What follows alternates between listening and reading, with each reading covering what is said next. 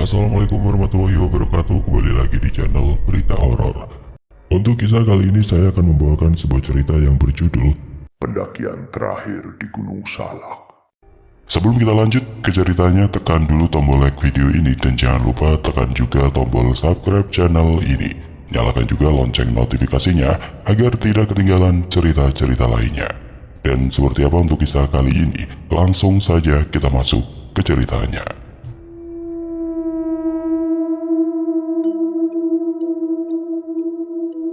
Suasana kampus terlihat tidak begitu ramai seperti biasanya.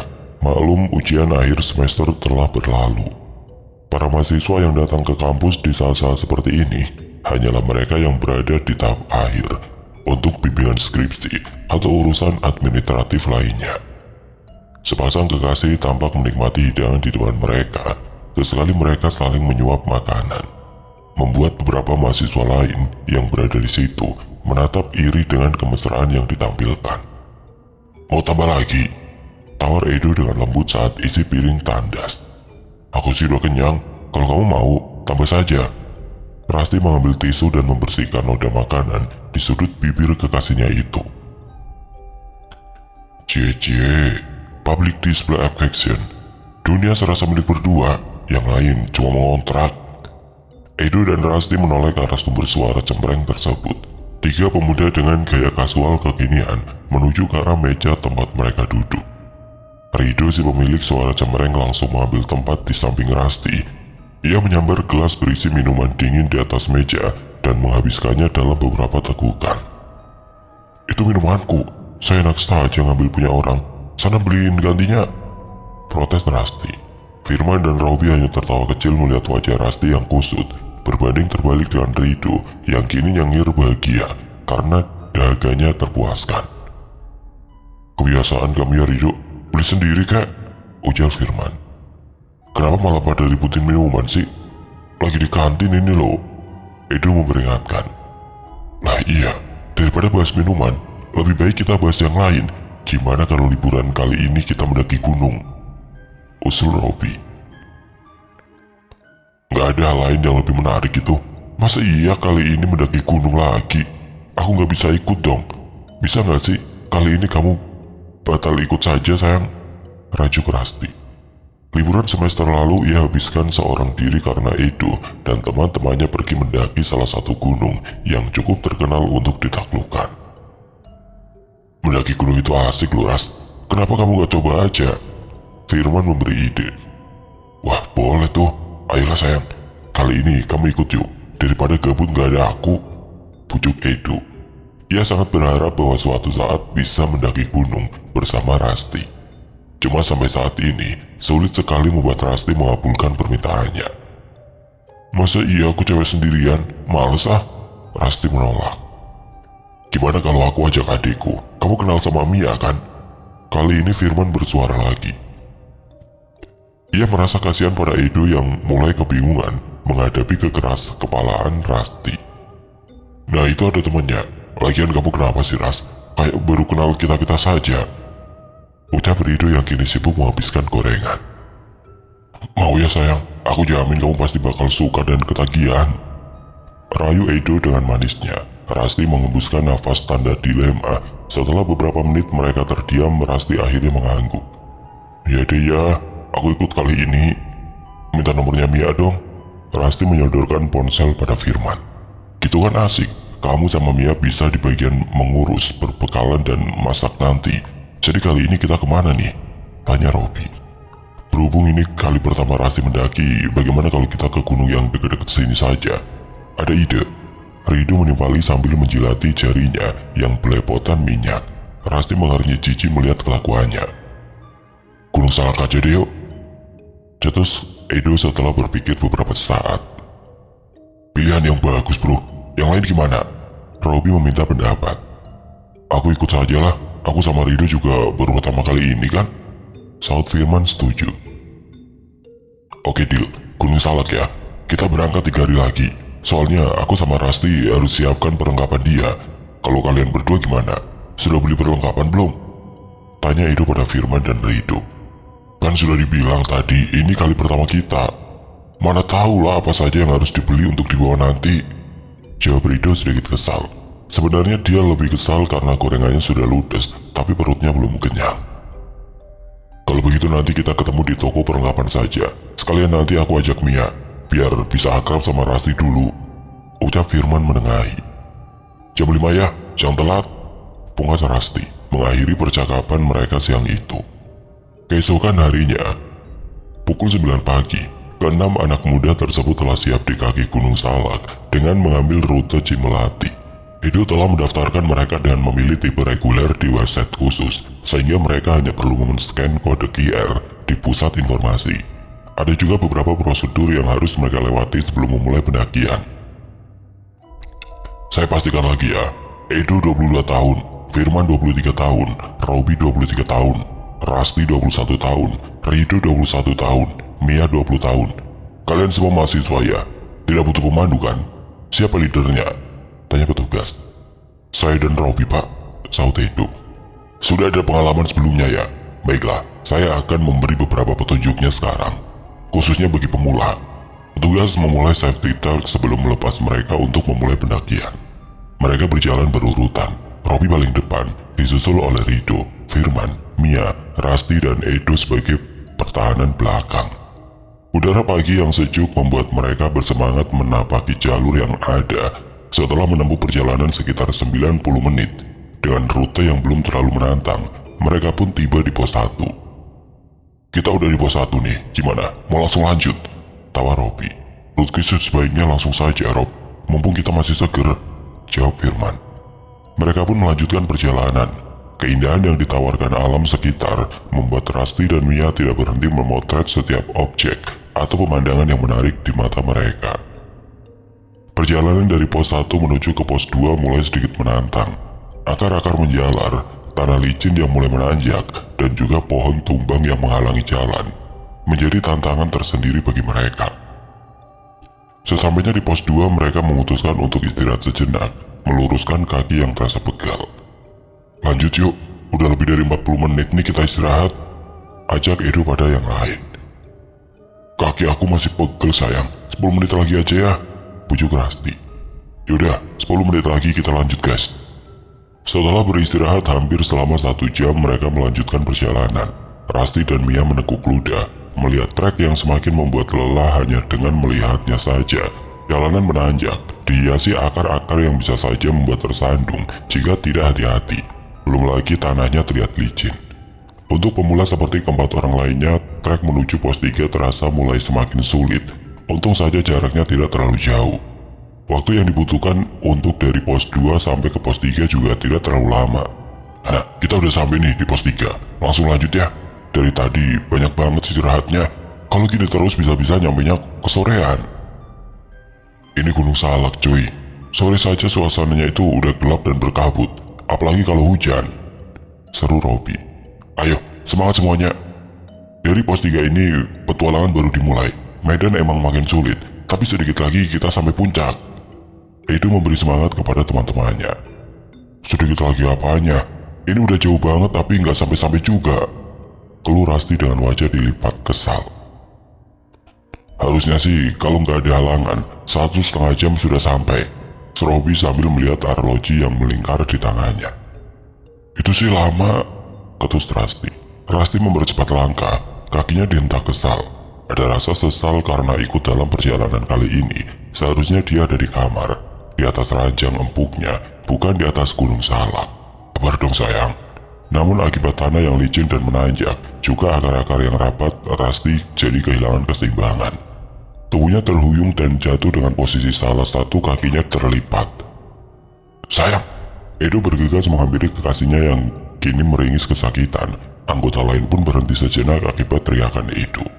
Rasti berusaha untuk bangun dibantu oleh Edo, tapi rasa sakit di pergelangan kakinya membuat ia tidak sanggup berdiri dengan benar. Itu kayaknya kesleo deh. Rasti meringis merasakan sakit. Mau tidak mau Edo dan Mia bersama-sama harus membantu Rasti berdiri, menuntunnya untuk berjalan. Kita balik dan bermalam di pos 3 aja gimana?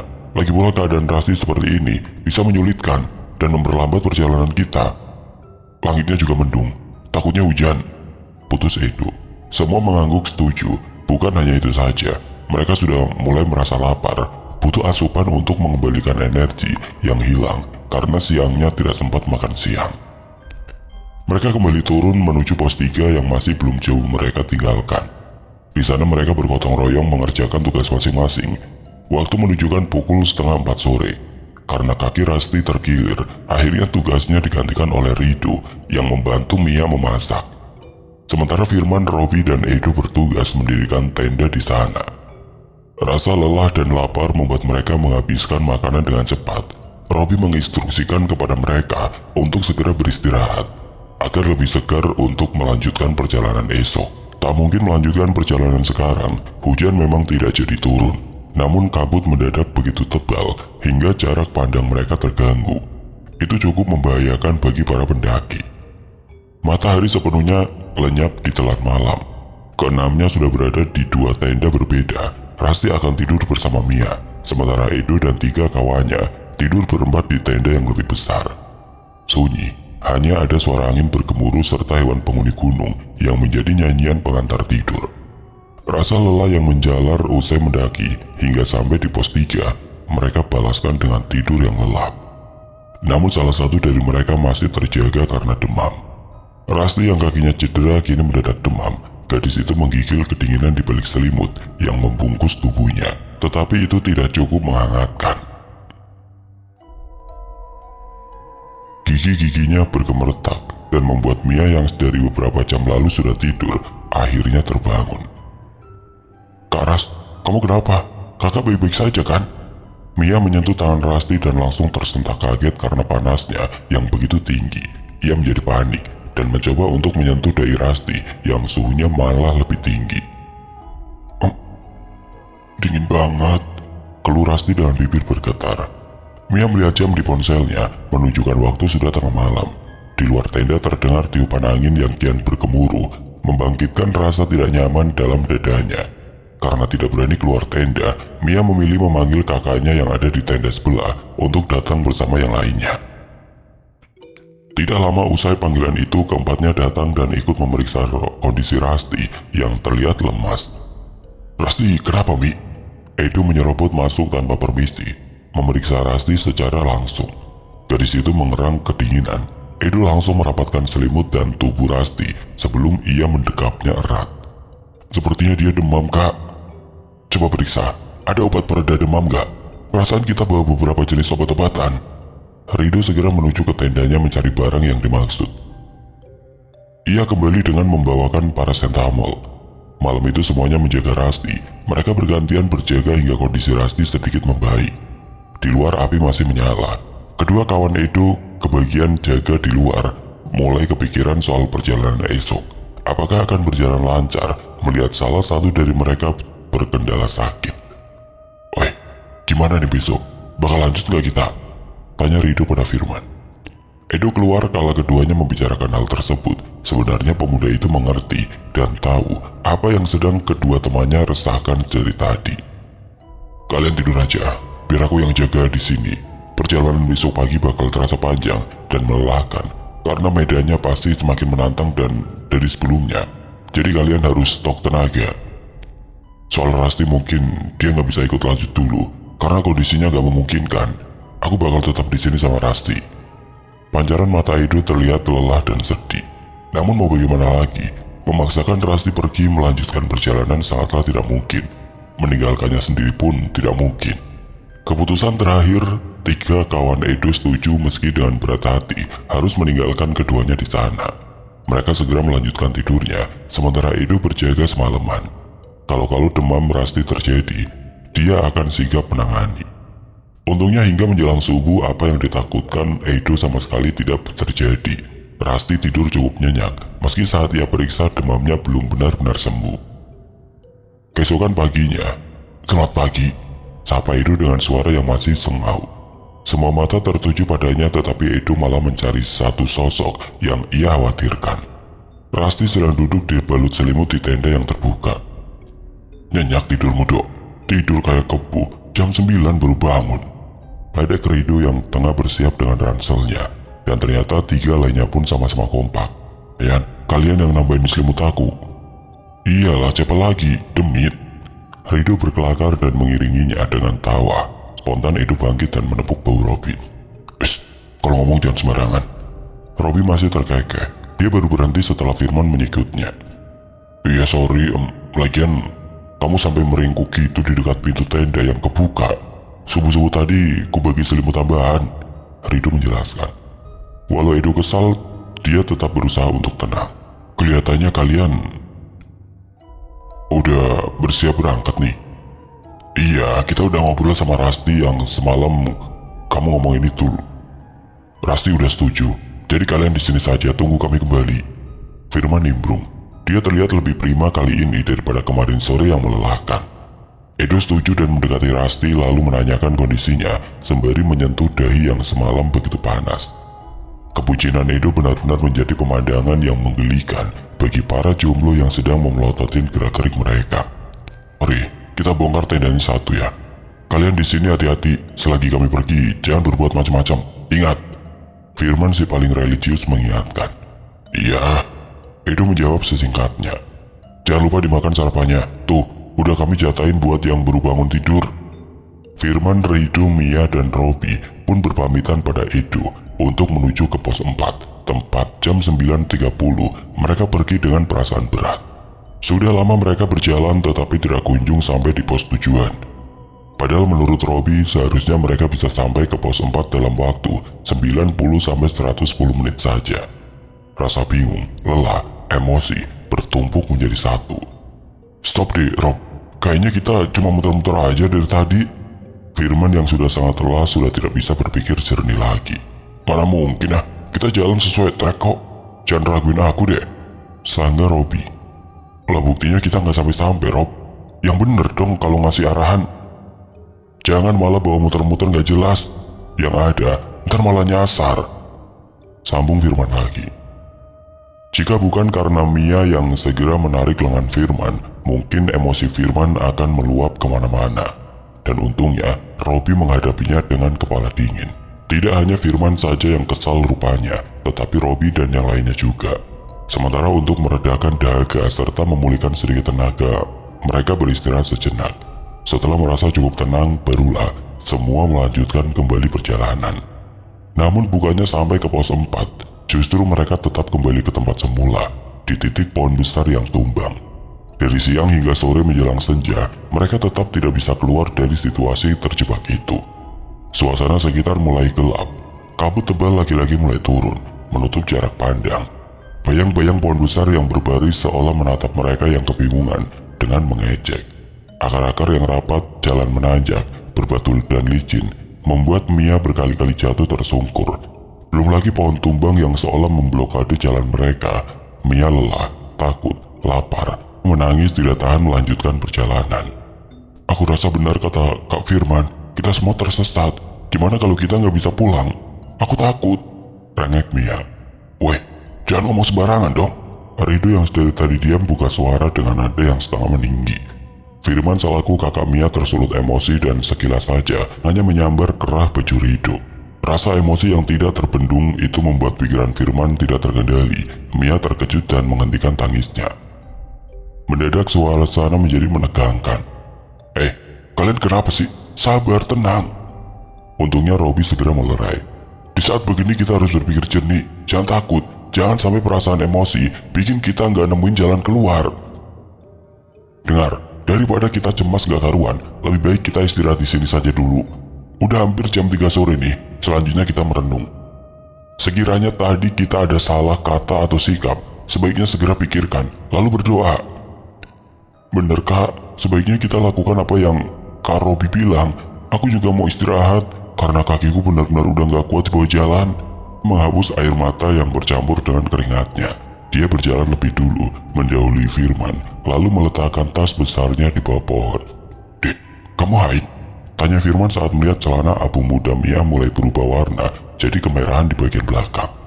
What? Yang bener aja, cewek haid kan gak boleh menanjak. Sambar Rido masih dengan wajah kesal. Ya, ternyata iya Kak, maaf Kak, aku gak terasa juga. Mia menjawab dengan raut khawatir bercampur takut. Sumpah deh, lain kali kalau mau nanjak gunung, Jangan ajak cewek, nyusahin. Pantes saja disesatin. Ternyata ada yang langgar pantangan, ketus Rido. Dia kesal sebab pengalaman mendaki pertamanya yang harusnya berkesan malah jadi seperti ini. Setengah jam beristirahat sambil berzikir dan berdoa, mereka melanjutkan perjalanan. Jatuh bangun, mereka berjalan, berusaha menaklukkan medan yang terasa semakin sulit saja. Sepanjang jalan Rido terus mengoceh kesal. Dia menyalahkan Mia yang mungkin jadi penyebab mereka disesatkan. "Guys, kita sampai di pos 4, seru Robby girang. Namun baru saja tersenyum lega, tiba-tiba rintik gerimis mulai berjatuhan. Mereka bergegas mendirikan tenda, tidak mungkin mendaki dalam keadaan hujan, terlebih sebagian besar dari mereka pendaki pemula. Tepat setelah semuanya masuk ke dalam tenda, hujan deras pun turun. Berempat memakan roti di dalam tenda untuk mengganjal perut. Suasana yang dingin, suara hujan yang lebat, juga rasa lelah yang terasa membuat keempatnya diserang kantuk terlelap dengan cepat. Di tengah malam, Mia yang terlelap di samping kakaknya terbangun karena suara gemuruh angin dan hujan yang bukannya berhenti, tetapi malah semakin deras saja. Perempuan itu sangat terkejut kala tendanya bergerak-gerak, tampak seperti dipukul dari arah luar. Kejadian itu hanya berlangsung beberapa saat sebelum akhirnya terhenti dengan sendirinya. Mia mengusap tengkuk, bulu kuduknya meremang. Dia melihat seperti ada bayangan hitam di luar sana. Namun bukannya membangunkan kakaknya atau yang lain, Mia malah memberanikan diri untuk melihat keluar tenda. Dengan rasa takut menyelimuti dirinya, Mia memeriksa sekitarnya. Dinyalakan senter di tangannya dan menyoroti sekitar yang masih diguyur derasnya hujan. Mia tercengang kaget ketika melihat sosok Rasti dan Edo tengah berdiri di antara hujan dengan tubuh yang basah kuyup dan menggigil hebat. Wajah mereka pucat pasi dan pancaran mata mereka terlihat kosong menatap ke depan. Kalian berdua nyusul ke sini. Aduh, jangan hujan-hujanan sini." Tanpa berpikir macam-macam, Mia menyambut kedatangan Rasti dan Edo karena khawatir. Anehnya baik Rasti maupun Edo tidak ada yang menjawab pertanyaan Mia. Mereka hanya mengikuti langkah kaki Mia begitu saja. Karena gemas, Mia menarik tangan Rasti tapi langsung dilepaskannya lagi dengan tiba-tiba. Tangan Rasti dingin membeku. Mia menatap mereka dengan tatapan curiga. Tapi kemudian, dia segera membangunkan Firman dan meminta Firman bergegas ke kanan, tidur bersama yang lainnya. Sedangkan dirinya melanjutkan tidur bersama Rasti di sisi kiri. "Kenapa kalian nyusul kami, Dok?" tanya Firman kebingungan. Pasalnya ini sudah larut malam. Firman tiba-tiba mengusap tengkuknya. Ia merasakan hawa aneh, ditambah lagi dengan Edo yang terlihat aneh. Jangankan untuk mengucapkan sepatah kata, pertanyaan Firman pun tidak dihiraukannya. Karena bingung, Firman menggaruk-garuk kepalanya yang tidak gatal. "Ayo kita tidur, Dok. Aku masih ngantuk." Tanpa memperdulikan jawaban Edo, Firman kembali tidur di samping Robby. Dia tidur dengan posisi membelakangi Edo. Sepanjang malam, Firman merasa seperti ada sepasang mata yang terus mengawasinya dari belakang. Karena penasaran, dia berbalik dan ternyata benar. Edo sedang menatapnya sambil menyeringai dengan senyum yang cukup mengerikan. Firman langsung menutup wajahnya dengan selimut dan mengucapkan semua ayat-ayat suci yang pernah dia pelajari. Sampai doa makan pun dia ucapkan saking tegangnya. Akhirnya dia tertidur karena kelelahan. Hujan benar-benar mengguyur semalaman. Pagi harinya mereka semua bersiap melanjutkan perjalanan agak siang.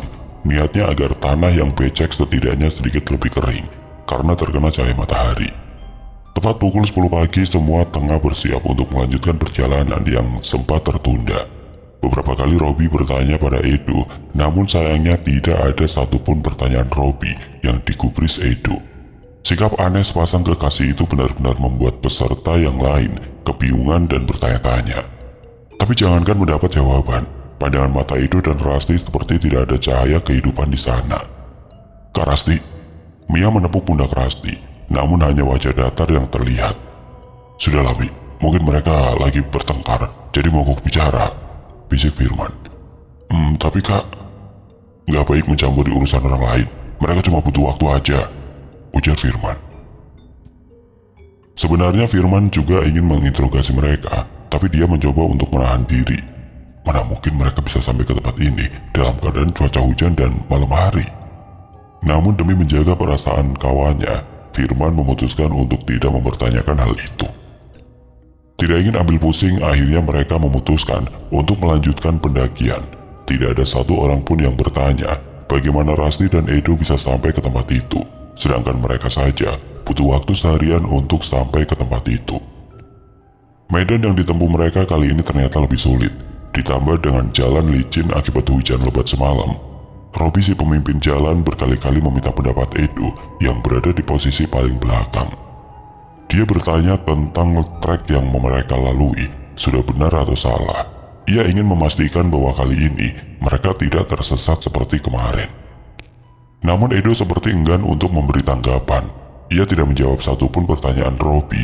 Hal itu tentu saja membuat mereka tersulut emosi. "Woi Dok, kalau kalian punya masalah hati, tolong jangan dibawa ke sini.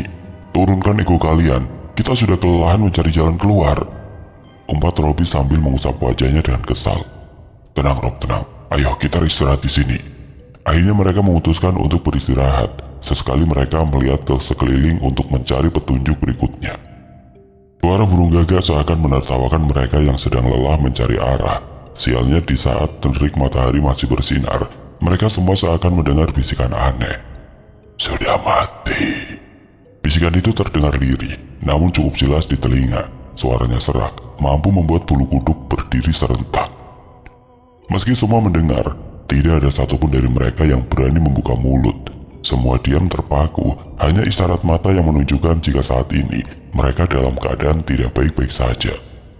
"Kak, diam aja dek." Firman segera menyela ucapan Mia. Ia sangat tahu apa yang akan dikatakan adiknya itu. Setelah cukup lama mencari-cari jalan yang benar, mereka sampai di pos 5. Selagi kondisi masih prima, mereka memutuskan untuk lanjut menuju pos 6 setelah istirahat singkat. Saat sedang beristirahat, tiba-tiba tanah di sekitar mereka bergetar, dari pelan hingga getarannya semakin kuat. "Ada apa ini?" teriak Mia panik. Dia mencoba untuk memegang Rasti, tapi kembali kaget karena tubuh Rasti yang terasa dingin. Cuaca yang panas ternyata tidak memberikan kehangatan yang cukup untuk Rasti. Gempa! Teriak beberapa orang dari mereka. Gempa yang sangat dahsyat mengguncang bumi dan tepat mereka berpijak. Mereka semua panik karena posisinya mereka sedang ada di atas puncak, sehingga goncangannya sangat terasa. Kurang dari 1 menit gempa itu berhenti. Rido menyarankan agar mereka tidak melanjutkan pendakian sebab risikonya tinggi.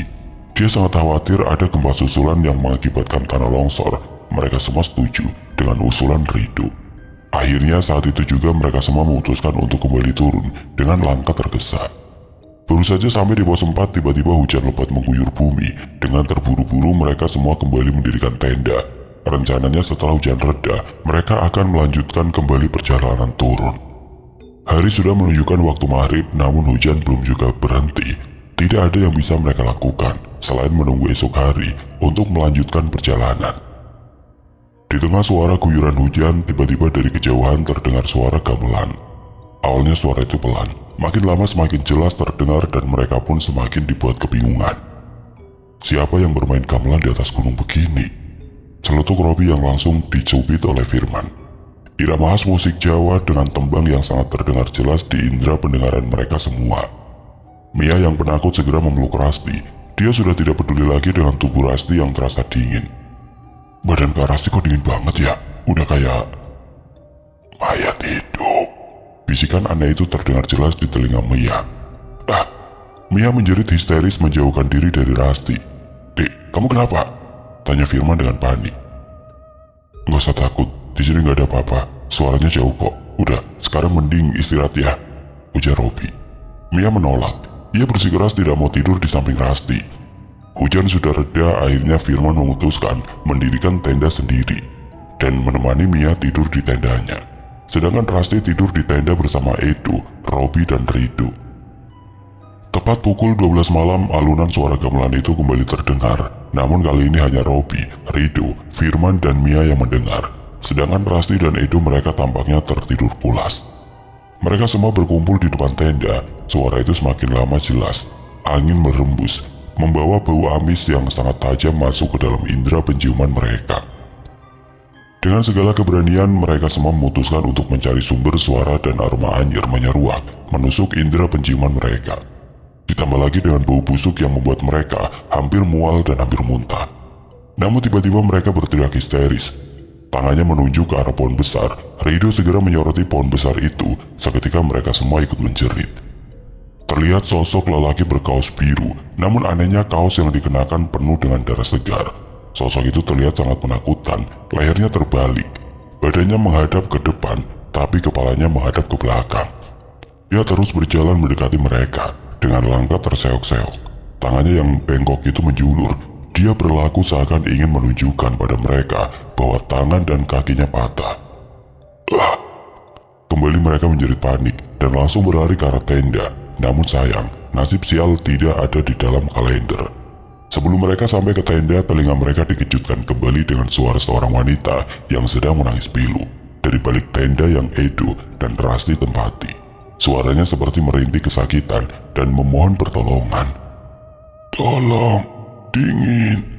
Mereka kembali kalang kabut dan lari terbirit-birit ke tenda yang satunya.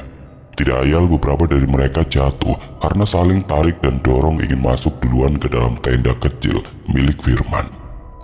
Karena kejadian aneh itu mereka semua sepakat untuk tidur dalam satu tenda. Tidak peduli meski harus berdesakan, yang penting mereka bisa beristirahat. Malam terasa panjang, mereka semua tidak ada yang beristirahat dengan tenang, seakan teror itu terus menghantui mereka. Menjelang subuh akhirnya Rido memberi usul. Guys, kita jadi turun kan? Emang sih, nggak ada gempa susulan, seperti yang sempat kita khawatirkan. Tapi teror semalam itu udah nggak main-main.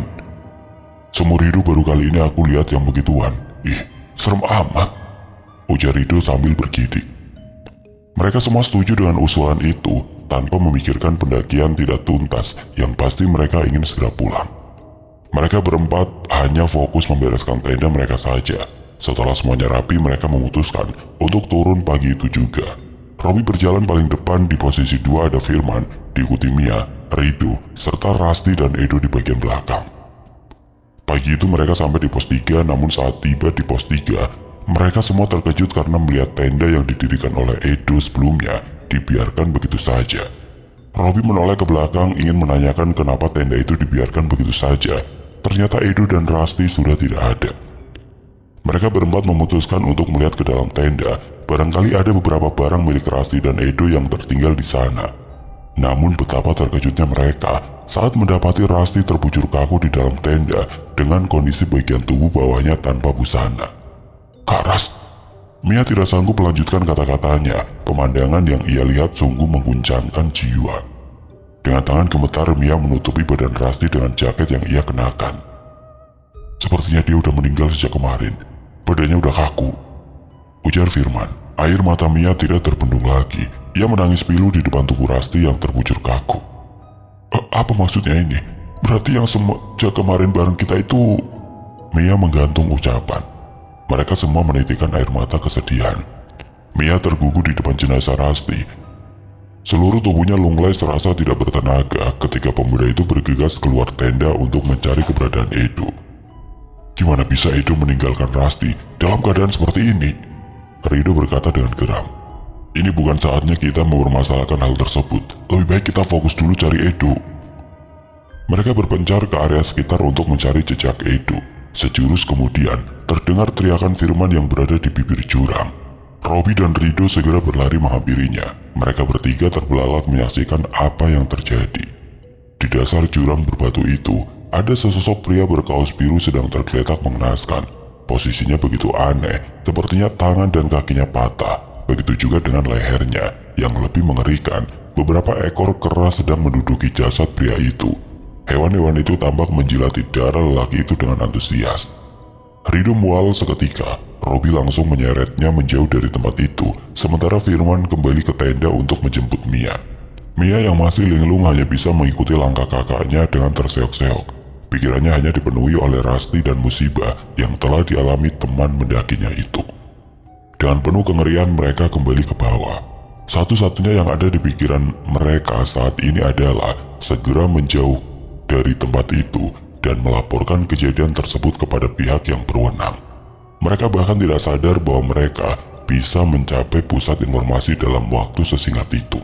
Petugas yang melihat kedatangan mereka langsung merasa bahwa ada yang tidak beres. Berulang kali ia menanyakan apa yang terjadi, tapi keempat orang itu seketika seakan kehilangan kemampuan berbicara.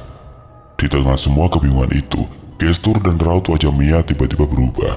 Mia mendadak kejang, matanya mendelik hingga tampak putihnya saja. "Mia, sadar!" ujar Firman panik sambil menepuk-nepuk pipinya. Namun apa yang terjadi selanjutnya membuat Firman tercengkang. Seketika kejangnya berhenti. Mia membuka mata lalu mulai berbicara. Namun aneh, suaranya tidak terdengar seperti suara Mia, melainkan suaranya berubah menjadi suara Rasti. Dia kerasukan," ujar Robby lirih. Entah kenapa dia merasa seperti tidak punya kekuatan yang tersisa lagi. Suasana menjadi hening seketika. Semua seolah terhipnotis dengan rangkaian kalimat dari Mia yang menceritakan kronologi kejadian sebenarnya. Kilasan balik di kejadian sebelumnya. "Sayang, aku kedinginan," ucap Rasti dengan bibir bergetar. Sekujur tubuhnya diserang rasa dingin yang hebat. Edo membuka jaketnya untuk menyelimuti Rasti, namun semua itu tetap sia-sia. Rasti masih saja menggigil dengan hebatnya. Sebagai orang yang berpengalaman memendaki gunung, Edo sadar bahwa Rasti mulai terserang hipotermia. Satu-satunya jalan cara tercepat untuk menyelamatkan Rasti adalah dengan berbagi panas tubuh secara langsung. Edo langsung melepaskan atasan Rasti yang basah dengan keringat dingin. Rasti hanya mengenakan tank top tipis. Edo mencarikan baju ganti untuk kekasihnya.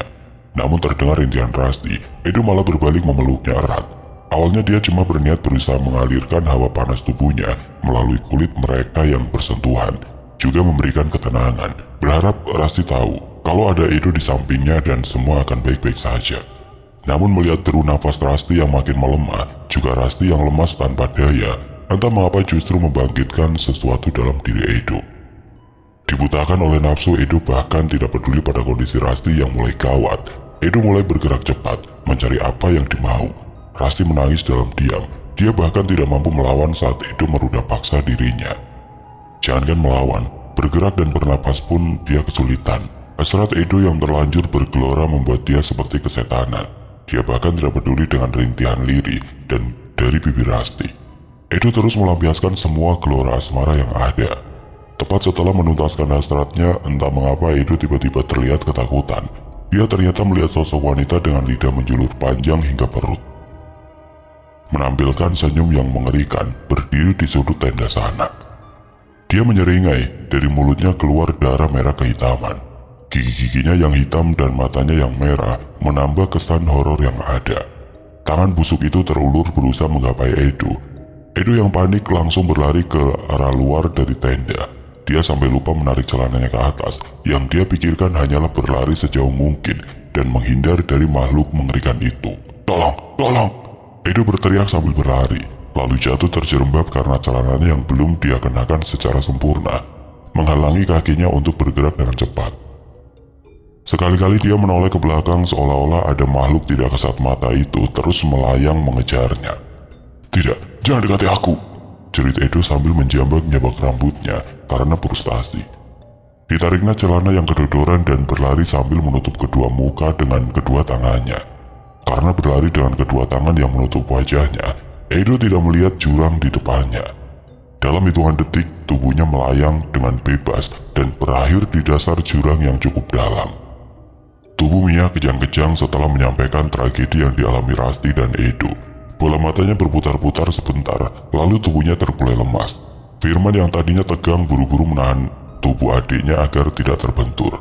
Petugas yang menangani mereka segera memanggil seorang kiai untuk mendoakan mereka semua. Tidak lupa mereka diberi petua dan wejangan agar bersikap dan bertindak lebih hati-hati di lain waktu, dimanapun itu. Terlebih jika itu di tempat seperti ini. Mereka juga diingatkan agar lain kali tidak pernah meninggalkan teman-teman mereka sendiri, sesulit apapun keadaannya. Susah senang harus dipikul bersama-sama. Keempat seorang mahasiswa yang tersisa itu berjanji untuk mengingat dan melaksanakan semua nasihat yang mereka dapatkan. Setelah mengabari pihak keluarga Rasti dan Edo dengan hati yang masih dilanda duka cita akibat musibah yang terjadi, mereka pun kembali ke tempat kediaman masing-masing. Mereka tidak bisa ikut serta dalam prosesi evakuasi teman mereka sebab kondisi setelah turun gunung benar-benar tidak memungkinkan. Trauma besar juga menghantui benak mereka. Mungkin pendakian ini akan menjadi salah satu kisah tidak terlupakan bagi mereka yang akan diingat selamanya. Oke Oke teman-teman, sekian untuk kisah kali ini. Bagaimana menurut kalian tentang kisah ini? Tulis komentar kalian di kolom komentar. Dan semoga apa yang sudah saya bagikan dalam kisah ini dapat dijadikan pembelajaran untuk kita semua. Dan buat teman-teman yang baru bergabung, jangan lupa untuk like, komen, share, serta subscribe channel ini. Dan nantikan kisah-kisah horor berikutnya.